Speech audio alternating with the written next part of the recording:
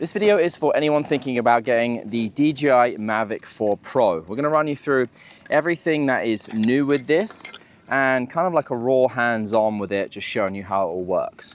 Starting with its turn-on time, because this, believe it or not, is one of its features.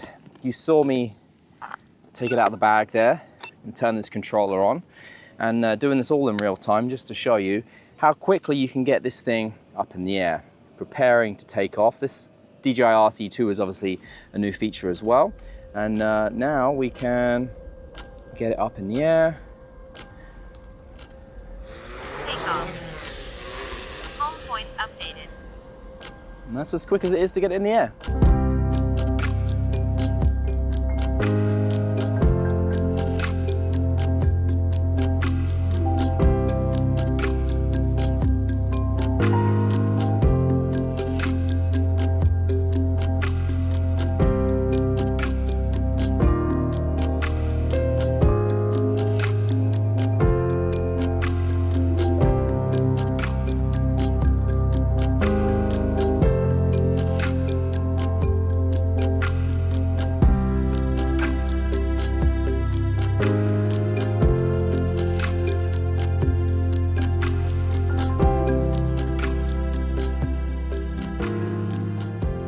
3 lenses on the front just here. You have a 28, you have a 70, and you have a 168mm. Now 3 lenses on a drone isn't anything new, but it's specifically what each of those lenses has in terms of improvements that is new.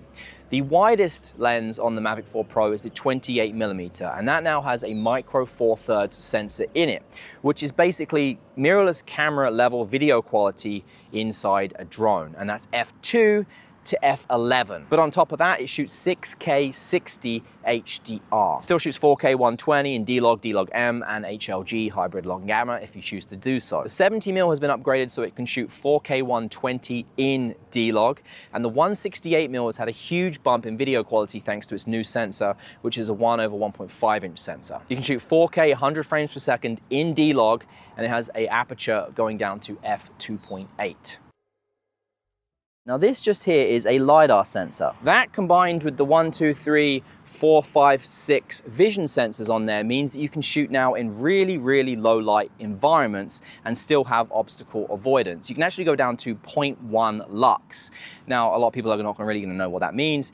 It basically means it's almost pitch black you can shoot in now and still have obstacle avoidance with this. The obstacle avoidance speed has also been improved. It will now work up to 18 meters a second as well. So you can be flying faster and it can still avoid trees and get around obstacles without you having to crash. Now, it also means that you can take off and return to home without the need of having actual GPS in there because it's way more accurate now. There's this little camera view that you get now when you're flying this, and what that is showing you is the angle, the direction that you are flying towards. Because sometimes you'll be flying, let's say sideways, but the camera will be facing forwards, and you might be coming towards something that you don't want to potentially hit.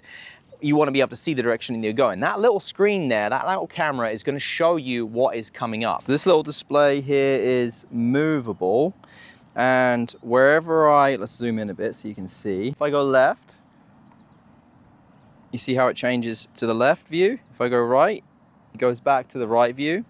If I go backwards, it'll go to behind me. If I go forwards, it'll go in front of me. If I go down, it'll go down. Don't want to go too low, it's water below me. And if I go up, it'll still show me down, won't show me my up. Okay?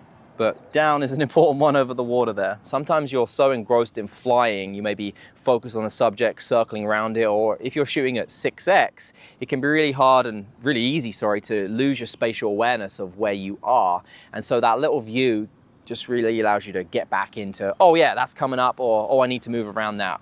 It's just a really nice little feature to have.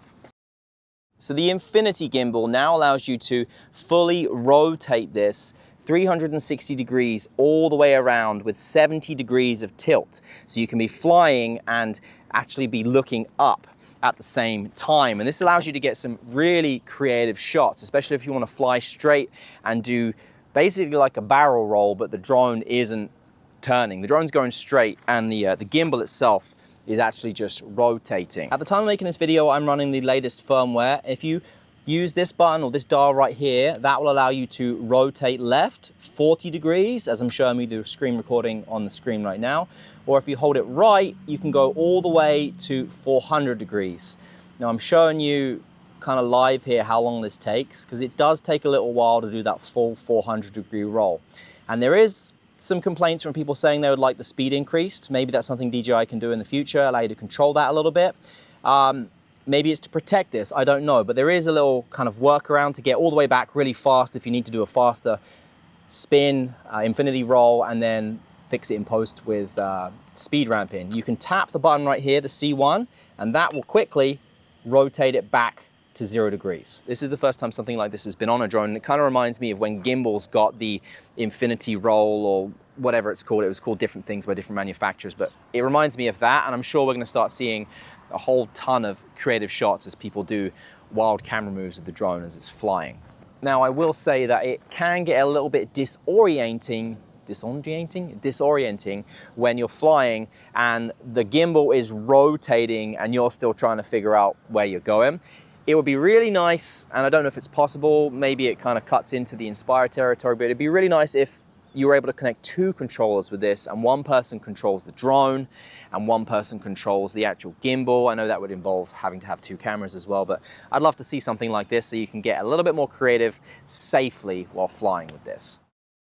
The DJI RC2 comes in the Creator combo when you get the Mavic 4 Pro, and this thing really impressed me the first time I took it out of the box. Space has always been an issue when you're flying with drones. But you saw at the beginning, everything fits inside this pouch, including spare props, the 3 batteries, with space too. And that's partly because of the way that this unfolds. So if you look from the side here, when you pull the screen up, the sticks are part of the mechanism there. So they fold up with it, which means when you fold it down, they're nicely seated under there, protected. You no longer need to unscrew them and attach them to the back. That's a really, really nice design choice. It kind of reminds me of the older drones when you used to attach, like a Phantom 3 and Phantom 4, when you used to attach an iPad to the top there. It's exactly like that with a nice big 7-inch screen on there, 2000 nits max brightness, so even in bright sunshine like today or in the desert in Nevada, no issues viewing this whatsoever.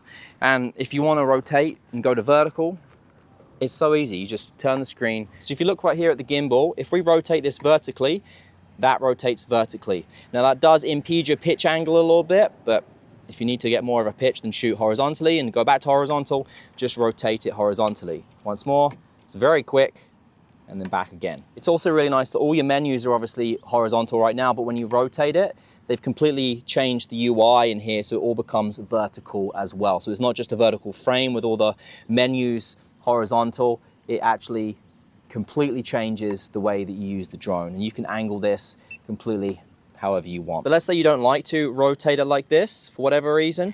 What you can do is tap the C2 button on the back there, and then that will rotate the camera for you, and it will keep your menus horizontal there as well. It's really nice that this is essentially a tablet that you have full third-party app control on, and we'll go back to that right there. This actually has a sleep mode built into it now as well, so you can just turn it on and off just by tapping the button on the top there when it's asleep, or you can just close it and it'll, like if we turn it on.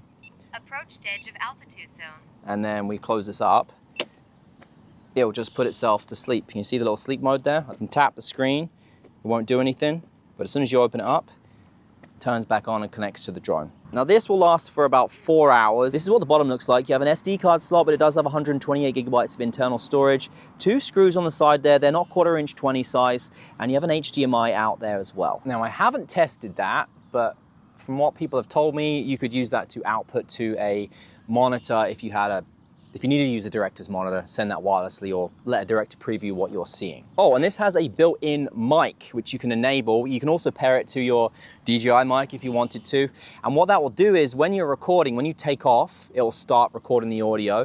And when you land, it will stop recording the audio. Now, it doesn't layer it over the top of the video in post. It gives it as a separate file, which you can work with. It would be nice to actually have a way to layer it over the top.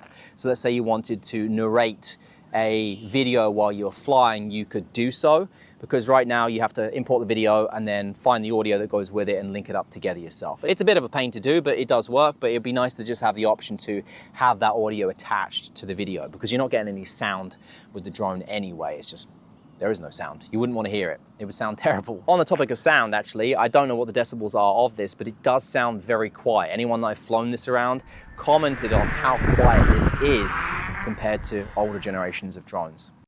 Now, this cover for the lenses does actually come off for when filters come out eventually and you want to add them on. You just turn it like that and you can remove it. That gives you access to then put whatever filter on there you want to use. Then to put it back on, you just put it back in the slots. You see, it's kind of like a little clip just there, clips into there, back in, and then you turn and lock that, and then that is now attached safely. On the rear just here, you have a USB-C port and a spot for a memory card. I've just been using the internal storage of this. Standard one, or the cheapest way to get this, is a 64 gig internal storage. Actual usable space is 42 gigs. Or if you get the Creator Combo, it's an internal storage of 512 gigabytes with a usable space of 460. Now, in terms of legalities of flying this, it's definitely above the 250 gram limit, so you're gonna need a license or abide by whatever rules the country you're in. Distance, max distance you can fly with this is 41 kilometers. Now, a lot of places you have to maintain line of sight. You're not gonna be able to maintain line of sight with 41 kilometers. The max flight time is technically 51 minutes, but your max hovering time, so if you just let it be, is about 45 minutes. Now, what that means is if you get the Creator Combo, it gives you the kit that comes with the 3 batteries and the RC2, which we'll talk about in a bit, but you're technically getting 150 minutes of flight time, basically, which is over 2 hours of flight time off of the Creator Combo. Now, the Mavic 4 Pro has something called Active Track 360, which I don't think it's using AI, but there's something going on there, and it can track objects and subjects ridiculously well, especially vehicles, and it just unlocks this completely new way of tracking vehicles, and the drone just tracks the vehicles while you're flying it and framing up the shot. Needless to say, it's extremely impressive, and the first time you use it, it will blow your mind at just how good it works. It's just so easy to use as well. You literally can just tap on the object that you want to track, and it just tracks it, and it'll do cars, small cars, from up to 200 meters away. And I've got some screen recordings here to show you just exactly what that looks like. It's very useful, and you're able to get these literally pro style shots that really have been possible before, but they've been a lot more complicated to pull off, maybe with a 2-man crew, with an Inspire. You can now get these really, really good looking shots at a racetrack with ease, just being like a 1-man crew essentially. So home point, nice and big on the screen right there, nice and clear if you want to know where you came from. This is the 1X video at 6K 60. I'm just going to circle around me. We're going to put it into cinematic mode. I'm not sure why, even if you're in cinematic mode, when you turn it on, it always defaults to normal, but it does. This is at 1. Go back the other way. Now, you can't change lenses in the middle of flying, so we'll have to stop and stop recording and then change to 2X, or 2.5, sorry. 2.5. Now we're at 2.5. Let's frame me up. Hit record. Again, we're in auto. This time 4K 60. Look at that bird fly by.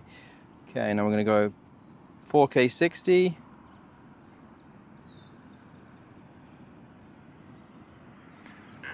And now let's look at the 6K. Now, sorry, the 6X. Now, these zoomed modes are the ones that people are more concerned with because they were fine before, but now they've been drastically improved. So now we're at 6X here. And let's go. Oh, it's much harder to frame up your subjects when you're at 6X. Let's get back on me there. I'm trying to make sure that the camera's in shot as well. Sorry, the screen is in shot on the camera. And then let's go back the other way.